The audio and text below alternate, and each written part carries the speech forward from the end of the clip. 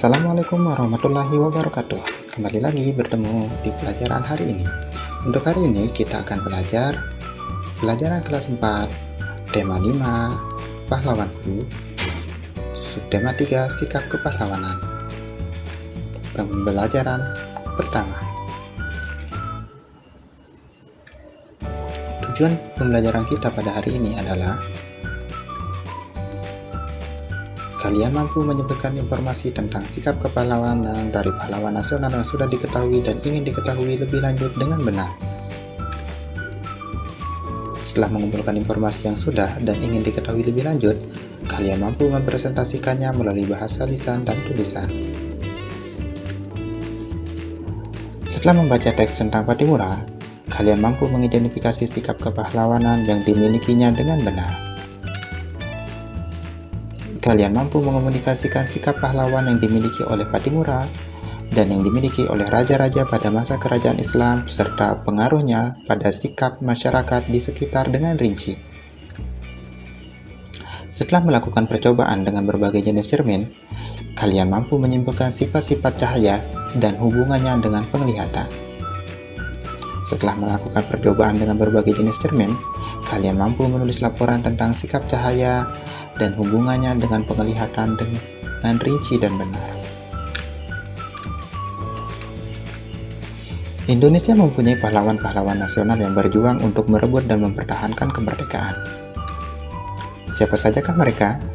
Apa yang telah mereka perjuangkan?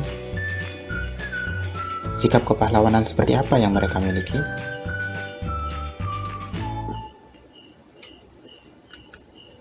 Salah satu peninggalan raja pada masa Islam yang diwariskan adalah sikap kepahlawanan. Sikap ini memengaruhi sikap para pejuang pada masa penjajahan Belanda. Pahlawan Indonesia. Pahlawan adalah seorang yang berjuang untuk negara. Setiap negara mempunyai pahlawan nasional. Ia melakukan sesuatu yang berani dan membanggakan.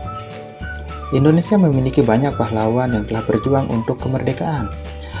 Mereka berjuang mengangkat senjata untuk mengusir penjajah dari Indonesia.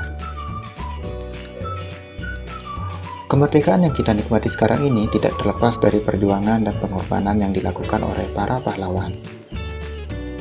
Mereka bukan hanya mengorbankan harta, tetapi juga jiwa dan raga. Karena perjuangan mereka, kita dapat menikmati kebebasan dalam menentukan cita-cita, mendapatkan pendidikan, dan mengemukakan pendapat. Banyak pahlawan dari berbagai wilayah di Indonesia yang berjuang demi kemerdekaan, kemajuan negara kesatuan Republik Indonesia.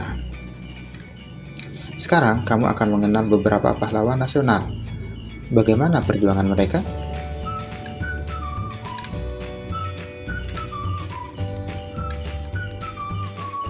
Sikap kepahlawanan mereka tidak jauh berbeda dari sikap kepahlawanan yang dimiliki raja-raja pada masa Islam yang memerangi penjajah. Berikut adalah pahlawan yang dimiliki bangsa Indonesia pada masa penjajahan.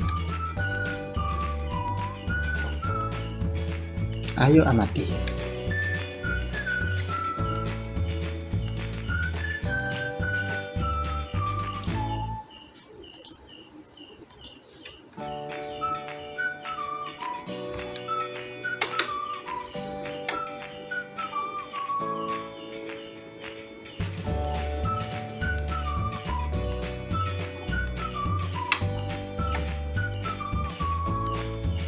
Berdasarkan gambar pahlawan yang telah kamu amati tadi, jawablah pertanyaan berikut ini.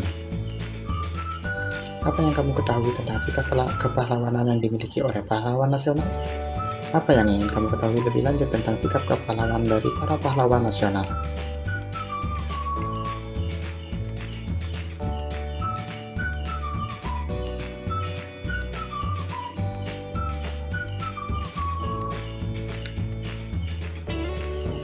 Kapiten Pattimura.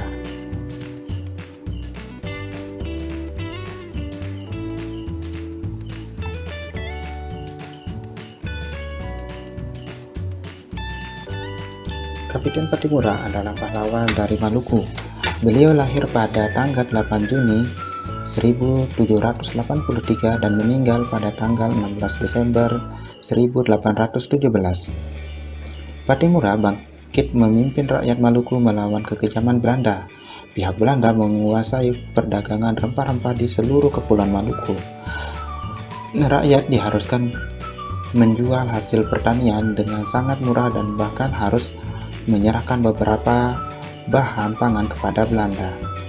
Pada tahun 1817, perlawanan rakyat Maluku yang dipimpin oleh Pattimura berhasil merebut benteng Dustit di Saparua. Pahlawan Pattimura meluas ke Ambon, Seram, dan tempat-tempat lainnya. Setelah berulang kali kalah melawan pasukan Pattimura, Belanda akhirnya minta bantuan pasukan dari Jakarta. Keadaan menjadi membalik. Belanda makin kuat dan rakyat Maluku terdesak. Akhirnya Pattimura tertangkap Belanda pada tanggal 16 Desember 1817.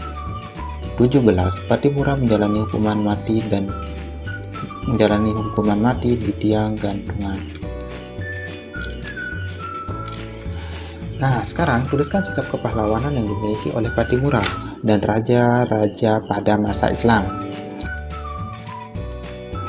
Yang selanjutnya, tuliskan sikap kepahlawanan yang dimiliki oleh masyarakat yang ada di sekitar. Selain Pattimura, Indonesia memiliki pahlawan nasional lainnya yaitu Bung Tomo. Perjuangan Bung Tomo turut membakar semangat pemuda Indonesia untuk berjuang. Karena itulah beliau pantas dijuluki pahlawan nasional. Untuk mengenang jasa Bung Tomo, ada beberapa bara yang milik Bung Tomo yang disimpan di Tugu Pahlawan, Surabaya. Salah satu peninggalan Bung Tomo adalah mobil. Mobil Bung Tomo berjenis Opel Kapiten. Mobil ini berwarna hitam dan menjadi koleksi Museum Tugu Pahlawan di Surabaya. Salah satu yang membedakan mobil Bung Tomo dengan mobil sekarang adalah posisi kaca spion. Mobil Bung Tomo hanya memiliki satu kaca spion yang berada di dalam mobil. Salah satu bagian mobil yang penting adalah kaca spion. Kaca ini bisa menghasilkan bayangan lebih kecil dari ukuran benda sebenarnya. Tahukah kamu bagaimana sifat cermin? Bagian lain dari mobil adalah lampu. Pada lampu terdapat permukaan cekung yang menyerupai cermin cekung. Cermin cekung ini berfungsi untuk memfokuskan cahaya sampai jarak jauh. Sekarang kamu akan melakukan percobaan tentang cermin. Sebelum itu, siapkan beberapa peralatan berikut. Yang pertama, cermin cembung. Kalian bisa menggunakan bagian cembung pada sendok atau menggunakan kaca spion. Yang kedua, cermin cekung. Kalian juga bisa menggunakan bagian cekung pada sendok. Yang ketiga adalah cermin datar. Nah, sekarang lihatlah bayangan pada setiap cermin.